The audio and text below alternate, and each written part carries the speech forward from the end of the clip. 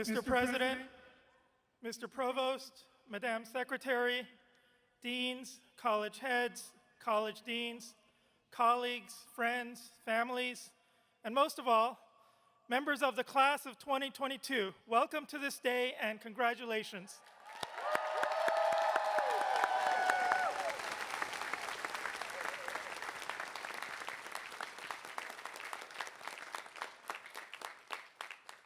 I now call on the university chaplain.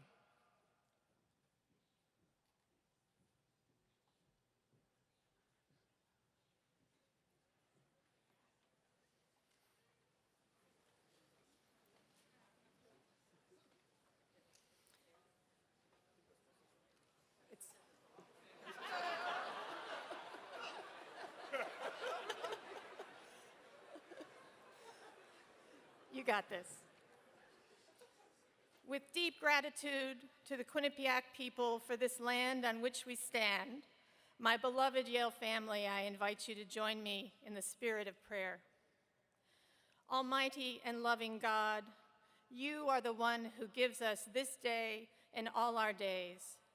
In the majesty of this life moment, we, your beloved children of different colors, creeds, generations, stories, and tongues, are gathered in this place as one human family united in jubilant celebration. We are filled with gratitude for our families, friends, teachers, and guides. Their arms have sheltered us, their shoulders have boosted us, and today their hearts soar for us. Eternal God, it is you who calls us to our full humanity. As we celebrate our accomplishments, we are humbled and overwhelmed by what lies ahead. We live in a world fraught with heartache, and our time at Yale has been a blend of loss, uncertainty, discovery, and reconnection. Steady us so that we may find ways to caress the beauty of your creation and let our souls know true delight as we awaken to the wonder and mystery of our own unfolding lives. Through the unity of mind and spirit, hold us ever close as we seek to leaven your world wisely in the steadfast pursuit of your light and your truth. For this we say, Amen. Now you may be seated.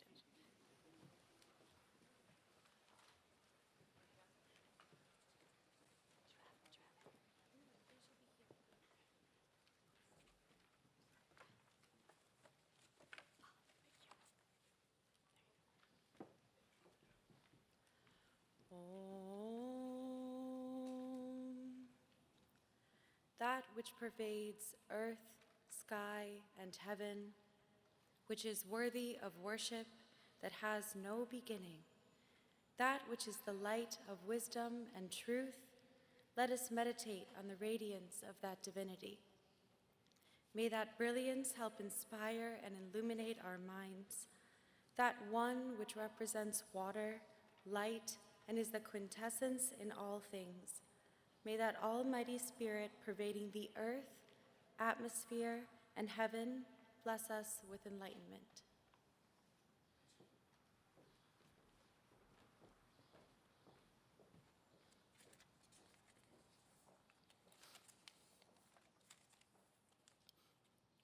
Send forth your light and your truth, they will lead me. They will bring me to your holy mountain, to your dwelling place, that I may come to the altar of God. God, my delight, my joy, that I may praise you with the harp, O God, my God.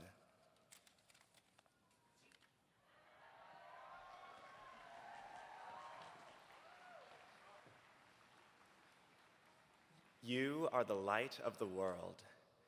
A city built on a hill cannot be hid. No one, after lighting a lamp, puts it under the bushel basket, but on the lampstand, and it gives light to all in the house. In the same way, let your light shine before others, so that they may see your good works and give glory to your God in heaven.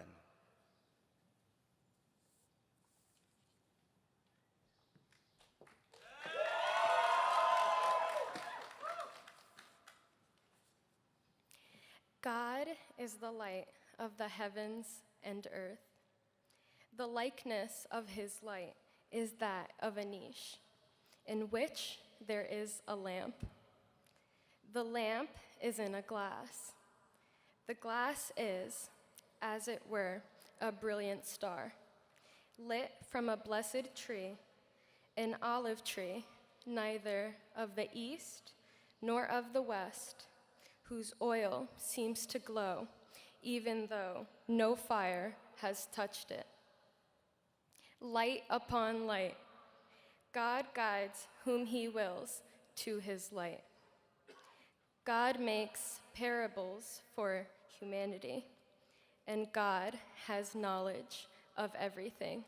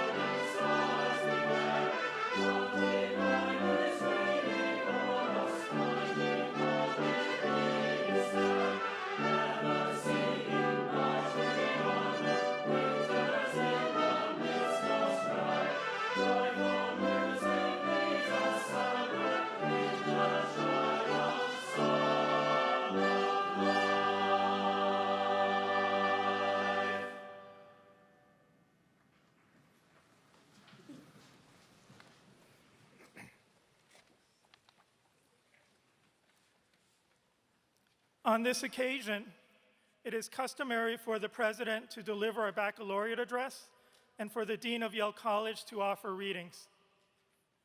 Today, we celebrate your journey through Yale, not the end of your time here, but instead the beginning, the commencement ahead. The love of learning that you cultivated here will light your path forward for a lifetime. That love of learning can lead you in any direction you want, to service, to scholarship, to leadership. It might also lead you to happiness. And in fact, you may have discovered that learning is itself a form of happiness.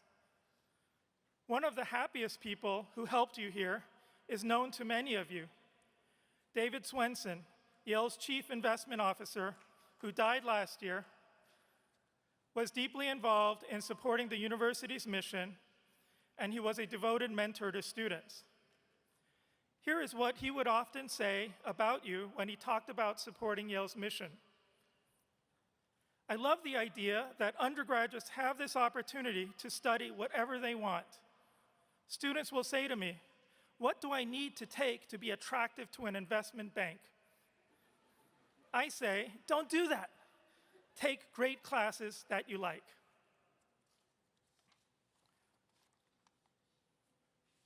Who are the teachers who changed how you think about the world and yourself? What were your happiest activities, and who are the people who shared them with you? I hope that you know exactly who these people are and that you have thanked them. In and out of the classroom, with these teachers, mentors, and friends, think about all the ways you have practiced being happy every day. University of California, Professor Sonia Lyubomirsky, a former student of the late psychology professor Susan Nolan Hoeksema, studies positive psychology and happiness. Here she is, as though speaking to you now. The face of happiness may be someone who is intensely curious and enthusiastic about learning. It may be someone who is engrossed in plans for his next 5 years. It may be someone who can distinguish between the things that matter and the things that don't. It may be someone who looks forward each night to reading to her child. In other words, we all have the potential to be happy, each in our own way. What these activities have in common is that they help you be focused in the moment, something known as flow. Let me quote Yale's own happiness scholar and teacher, Professor Laurie Santos, if I may, even as she's sitting up here on stage as a head of college. Sorry. Challenging activities give us what positive psychologists call flow, the state where we're feeling really present and involved, and it's kind of hard, but doable. It's not so easy that it's boring. And research suggests that flow states feel really good. Author Sean Aker, who also happens to be a former collaborator of President Salovey, also studies happiness and offers similar advice. Happiness is a mindset for your journey, not the result of your destination. Waiting to be happy limits our brain's potential for success, whereas cultivating positive brains makes us more motivated, efficient, resilient, creative, and productive, which drives performance upward. The way we define happiness is the joy you feel striving toward your potential. The commencement ahead, your life of realizing your talents and values, you in fact have already begun, guided by your love of learning. My final reading comes from John Milton, who famously describes some young people you might recognize and who, like you, found themselves taking their first steps into a new world beyond the one they knew and loved. As you take your own first steps, I offer him to you now from his Paradise Lost. Some natural tears they dropped, but wiped them soon. The world was all before them, where to choose. Their place of rest and Providence their guide, they hand in hand with wandering steps and slow, through Eden took their solitary way. Congratulations, Yale College class of 2022.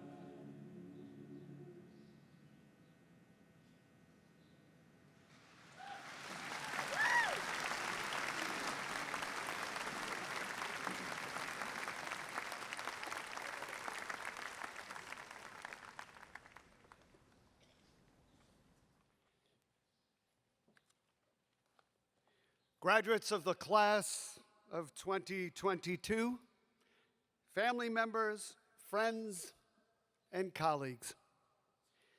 Before I get started, I want to mention that this is the last baccalaureate, at least in his present role, for your dean, Marvin Chun, before he returns to the faculty. And I'm wondering if we could all show him just a little bit of gratitude for his service these last 5 years.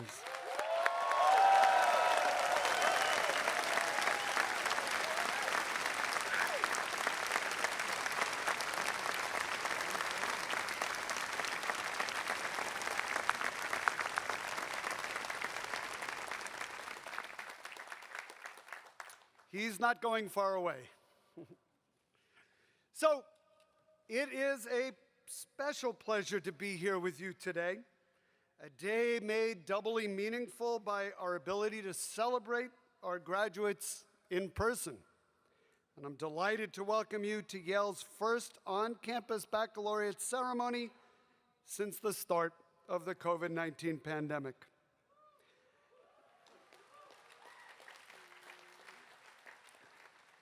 And after a 3-year hiatus, there is a wonderful Yale tradition that I would like to reinstitute. May I ask all the families and friends here today to rise and recognize the outstanding and graduating members of the class of 2022.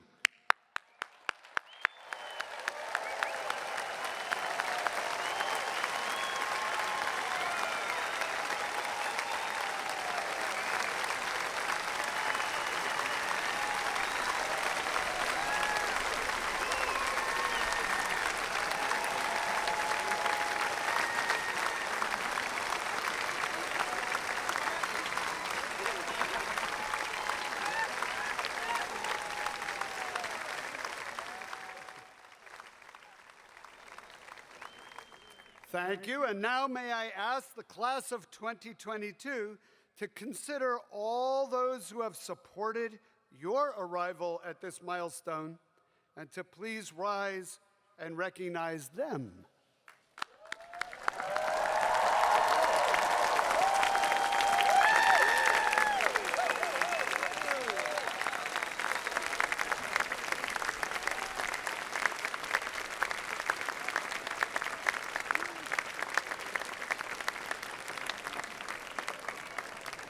Thank you.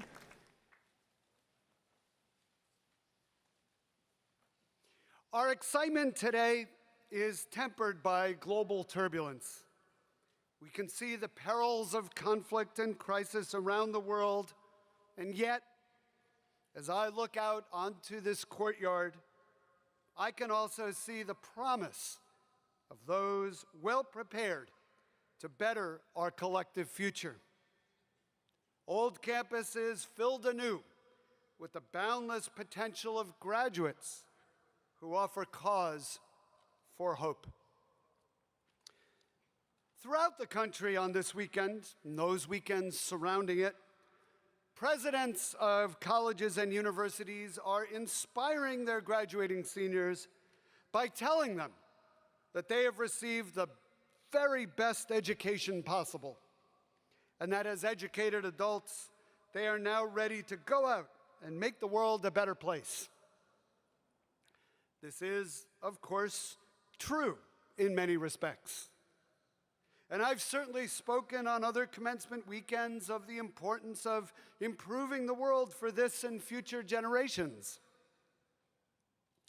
But I would like you, graduating seniors from Yale College, to depart from this place with a somewhat different mindset. I'm going to urge you to recognize that your excellent education allows you to listen to others carefully, consider what they have to say, and sometimes come to a new point of view. I'm suggesting today, a day filled with the pride of accomplishment, to recognize at the same time the value of intellectual humility. Today, I wish to focus on the courage to acknowledge all we do not know, to admit when we are wrong, and to change our minds. 60 years ago, President John F. Kennedy spoke to a capacity audience seated right where you are now. He saw a similar state of unrest as the specter of war loomed. And I suspect he gained a similar sense of optimism atop this platform from members of the class of 1962. President Kennedy's historic commencement address at Yale was sweeping in its rhetoric and its scope. And more than a half a century later, there is still much for us to heed from his message, including the abiding but now especially relevant value of seeking new perspectives. Too often, President Kennedy told the graduates in a rousing appeal for intellectual humility, too often we subject all facts to a prefabricated set of interpretations. Too often, he continued, we enjoy the comfort of opinion without the discomfort of thought. History teaches us the grave hazard of certitude and the hubris from which it germinates. Now, when I was a graduate student here, Professor Irving Janis, a social psychologist, was one of my teachers. He formulated the concept of groupthink and linked the suppression of dissent to a series of foreign policy debacles, such as the escalation of the Vietnam War and the Bay of Pigs invasion. The Bay of Pigs invasion, a decision by Kennedy to have the CIA lead a group of armed Cuban exiles in a failed attempt to overthrow Fidel Castro, was described by Kennedy aide Arthur Schlesinger as rooted in a curious atmosphere of assumed consensus in which no one spoke against it. And as President Kennedy himself disclosed to Time magazine, there were 50 or so of us, presumably the most experienced and smartest people we could get, to plan such an operation. Most of us thought it would work. I wasn't aware of any great opposition.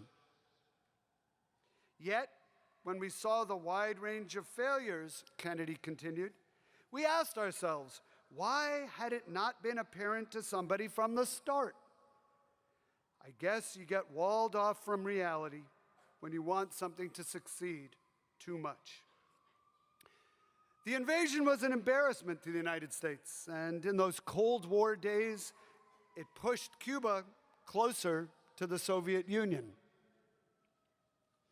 In the many years since President Kennedy spoke at Yale, silos in which unchecked opinion can find refuge have become both ubiquitous and more easily accessed. They act as echo chambers that reaffirm beliefs in real time. Within these silos, speculation travels great distances without scrutiny. And the spirit of discord between these silos discourages the honest exchange of ideas across them. In short, clinging to our circles of consensus has grown more comforting, and questioning them more difficult. I encourage you to reject that comfort, because a willingness to explore new ideas is what makes all the difference. You know this perfectly well, I realize. The diversity of academic experiences available here at Yale ensured that you were not limited to learning from those who already shared your outlook. Indeed, President Kennedy chose to speak of such matters at Yale because of the self-evident truth that a great university is always enlisted against the spread of illusion and on the side of reality. Another social psychologist, Mark Leary, who recently retired from the faculty of Duke University, closely examined the intellectual humility I seek to nurture in higher education generally and in you today. His review of this attribute, a recognition that one's beliefs and opinions might be incorrect, reveals that it is associated with gratitude, altruism, empathy, and more satisfying relationships. Intellectually humble people are more likely to be forgiven by others for their mistakes. As extremism, polarization, and gridlock plague our politics at a time when pressing challenges call on us to harness our shared humanity, Professor Leary details equally substantial advantages of intellectual humility for society, including lower acrimony that is based on differences in beliefs and ideology, and greater negotiation and compromise. Now, when we first met 4 years ago in Woolsey Hall, I described a series of obligations that would accompany your Yale education, including the responsibility to be constantly curious and to listen carefully to others. At that 2018 opening assembly, I encouraged members of this class to remember that you have come to Yale because you don't know everything. Not yet. Now, even as you prepare to depart Yale 4 years later, I will again declare that your acquisition of knowledge is unfinished. You will leave Yale despite not knowing everything. The transformative power of liberal education lies not in a promise to teach you everything, but in the preparedness to meet presumptions, including those we harbor ourselves, with a healthy measure of doubt. It lies not in the ability to answer, but in the audacity to question. As graduates, it behooves you to carry forth the inquisitive attitude you have forged here at Yale into the world, to carry forth your insistence on pushing opinions, including your own, beyond the confines of comfort, your resolve to strengthen your reasoning through personal investigation and civil discourse. In thinking of these trademarks of the academic enterprise, I'm reminded of a dictum from Rabbi Moses ben Maimon, the great medieval philosopher known as Maimonides. In his introduction to Pirkei Avot, the Ethics of Our Fathers, Maimonides urges readers to accept the truth from whoever speaks it. Indeed, wisdom is rooted in this willingness, this responsibility to entertain ideas brought to you by others, to listen carefully, to think critically, to challenge your views, and then to change them when the discovery of truth demands it. As Justice Sonia Sotomayor said recently, it is, I fear, too easy for people to fail to listen when what they're hearing is different than what they think. As we know, engaging with those who hold profoundly different perspectives threatens not to betray our beliefs, but to broaden them. Listening to that with which we may disagree is an act not of conciliation, but of fidelity to truth. And admitting what we got wrong is no sign of failure, but a necessary step toward knowledge. The mark of a great education consists not only of the new frontiers of knowledge we reach, but of the existing viewpoints we reconsider. Not necessarily of the understanding we gain, but of the assumptions we shed. For only when we subject the prefabricated set of interpretations President Kennedy spoke of here at Yale to scrutiny can we elevate our limitations into points of strength. Indeed, humility, that willingness to say we are wrong, enables us to scale otherwise unattainable heights in the lifelong pursuit of knowledge. As Yale graduates, you are allegiant to truth. You know that breakthroughs are byproducts of the questions you raise, the conventions you dispute, the fallacies you uncover, but also the mistakes you own. You know that the new ideas and solutions I spoke of when we first assembled as a class 4 years ago, ideas and solutions to fight disease, alleviate suffering, and find justice, are made better when they endure the rigors of critical inquiry. Perhaps now more than ever, the world into which you will soon enter needs you to search for these solutions.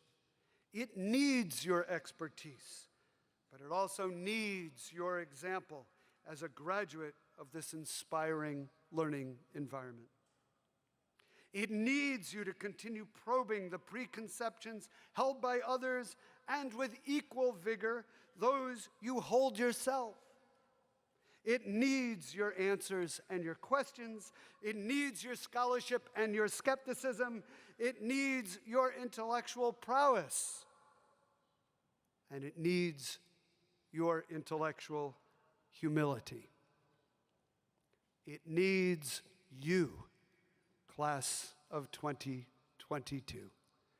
Congratulations.